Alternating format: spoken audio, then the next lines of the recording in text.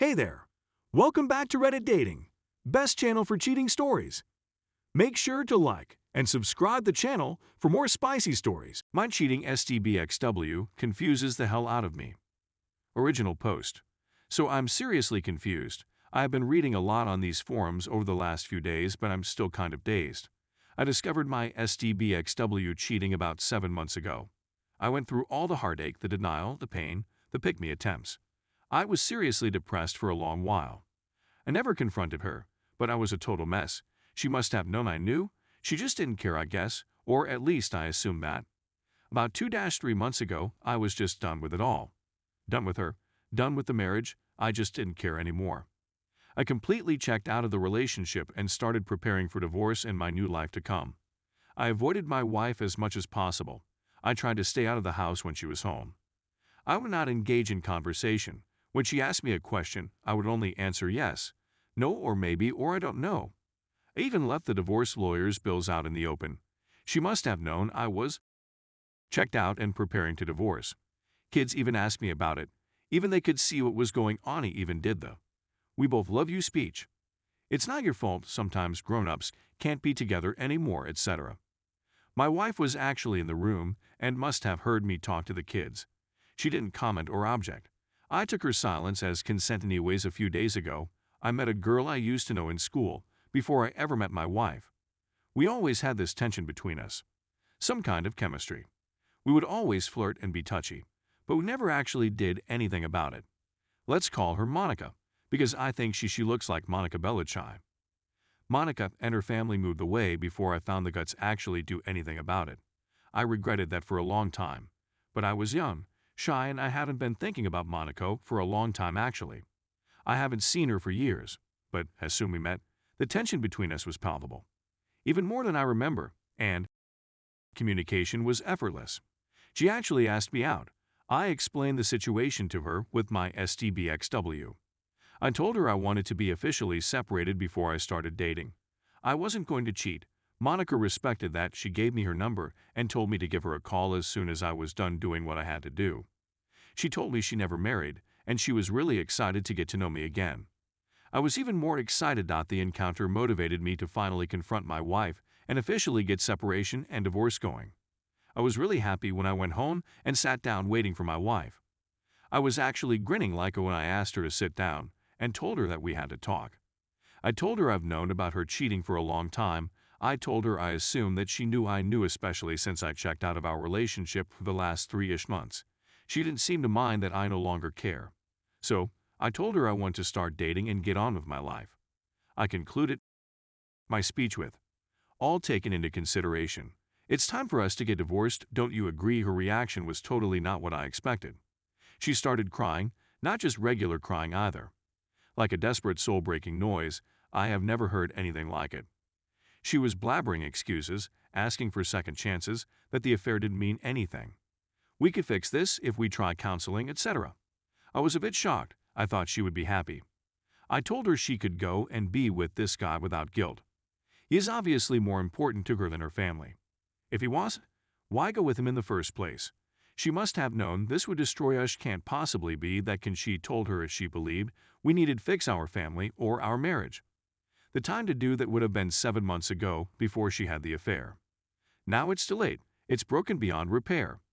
Didn't think we had any problems in our marriage. She didn't talk to me and I am not a mind reader, so whatever it was, I had no way of fixing it. Since she started this affair with the other guy, she obviously thought something was wrong or missing.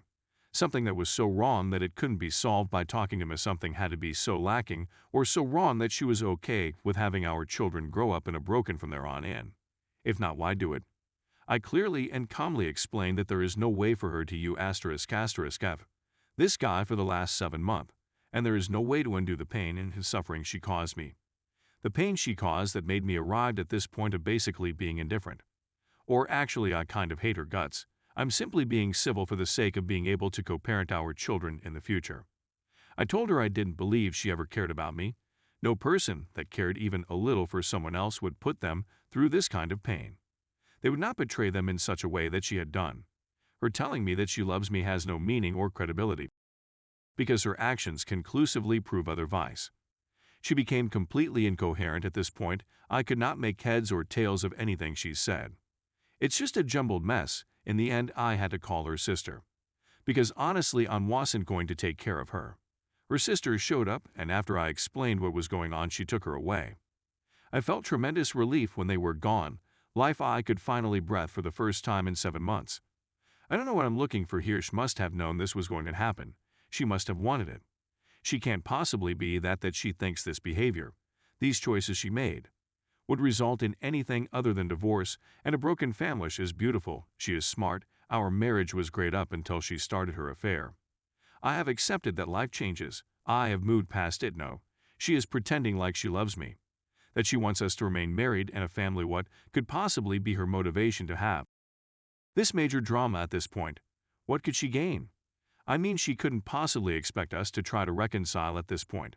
It must be some kind of ploy. I just can't figure out it is. I have lots of evidence of her cheating. I live in a European country, and this would mean no alimony or anything for her. Could that be it? Is she afraid I will out her? Could that be it? She wants me to feel sympathy so I don't tell people about what she did. Her AP is married, so maybe she is scared I will her his wife. I just can't get my head around it. Anyway, I just had to get this out of my head. I was hoping it would make more sense typed out, but no, I am just as confused now as when I started this rant update. So first of all, thank you to everyone. It's been overwhelming in many ways. I haven't had a chance to answer everyone, but I have tried to read everything. I posted 3 days after the conversation with my STBXW, and I had hardly slept. Actually, I passed out reading messages on my computer. When I woke up the next day, I had an interesting keyboard pattern on my face and a much clearer mind. I decided to make some lists, for and against on the key points. Put a bunch of papers on the wall. I made a headline on each of them. Our kids, how to behave when meeting the wife. My marriage, Monica. Questions to ask my wife, etc. The final document is too big to retype here, so I will just cover some of the main points. My goal was trying to figure out what core principles I wanted in place and what are the most important things that I wanted to focus on. Then I went through each of those and evaluated whether or not I would actually be able to achieve anything meaningful from it, and what would be a meaningful result in the case I got anywhere. As for the kids, they are my #1 priority. I will increase my efforts to help them deal with this. More individual counseling, family counseling. I will arrange trips and spend more quality time together and make new memories. I will also involve the rest of the family on my side to drown them in love and help them through this. I will also talk to their teachers, coaches, etc. I want to make sure their support system is immediate and everywhere. I got an STI test, and I've also booked DNA testing of the kids. Just thinking they might not be mine makes me very uncomfortable, but I have to make sure for their sake. If they're not mine, maybe there is some medical history they need to know about. What if they want to reach out to the real father when they get older? How will they see me if I don't act now to make sure? Hopefully they are mine, and I will be stressed until I get it confirmed one way or the other. After talking alone to their therapist first, they joined us and we explained everything carefully and let them ask as many questions as they wanted. I repeated over and over and over again that they could come to me with anything. I am their dad. I love them more than anything, and I will always, always be there for them. Whatever they need, no matter what. As for my marriage, I came to the conclusion that I can never trust my wife again. Without trust, it's not possible to have a relationship. I also came to the conclusion that I do not love my wife. I don't love the person she has become. My love for her used a very big part of me, but she killed that with the affair. It totally changed my perception of her. Maybe I could learn to love her again, but to be able to do that, I would have to want that. And TBH, I don't want to. Better to end it and get on with our lives. I no longer want this marriage. I don't want our relationship. I don't want her.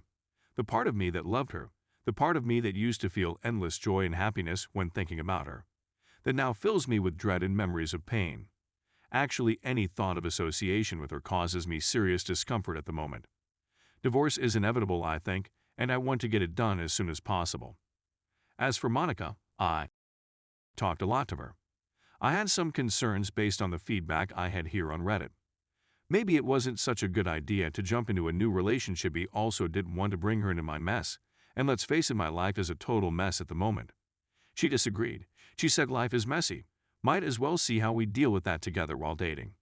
I found out why she never married. She was engaged actually. Her fiancé died unexpectedly in a work accident almost 5 years ago. This devastated her, and even though she had gone on a few dates since, she had not been able to form a connection with anyone. From her perspective, life is short and you have to take risks whenever a true opportunity presents itself. I explain how I don't want to start anything until after the divorce is official. I don't want to cheat while I am technically married. She agrees and respects that. I also talked about how it could be perceived if we all of a sudden were an item out in the open for everyone to see. It would be easy to try to frame her as the homewrecker. I don't want that, she agreed, and we will wait a little bit after it's official, until we do anything. I feel incredibly drawn to Monica. This phone call is a borderline emotional affair in my mind, so I will not contact her again until I am done with legal separation. We agreed that I would get my affairs in order and contact her when I was ready, and we would see what we do then. When it came to planning the meeting with my wife, I wrote down some principles on who I want to be. I would make every effort in my meeting with her to try to be that man, the man I used to be before all this. I decided I needed to stay calm. I would make every effort not to be cruel. I would keep in mind that the purpose of this conversation was to move on with our life. The purpose was to be able to co-parent as good as possible for our kids. Still, I prepared a list of questions to try to understand her thinking of how this affair, and also what she was thinking about moving forward. I was not going to be deceitful. I was not going to give her false hope that there was a chance to reconcile just to get a postnup or some benefit in divorce. I have decided to act as fairly as possible. I will divide all assets with her equally. We will have 50/50 custody. Even though she has acted terribly towards me, I will not use her as a role model. I will act so I can stand by my actions today, tomorrow, and 20 years from now. I hate her for what she did to me, what she did to us, to our children. But I love the memories of the good times we had together while it lasted. And I love our children that we created and raised together. I will try to remember her in this light, moving forward, not her cheating. I can't carry hate in my heart, so at some point I need to forgive her so I can move on. Up until the point she cheated, I think we had a very good marriage. We would make love every day.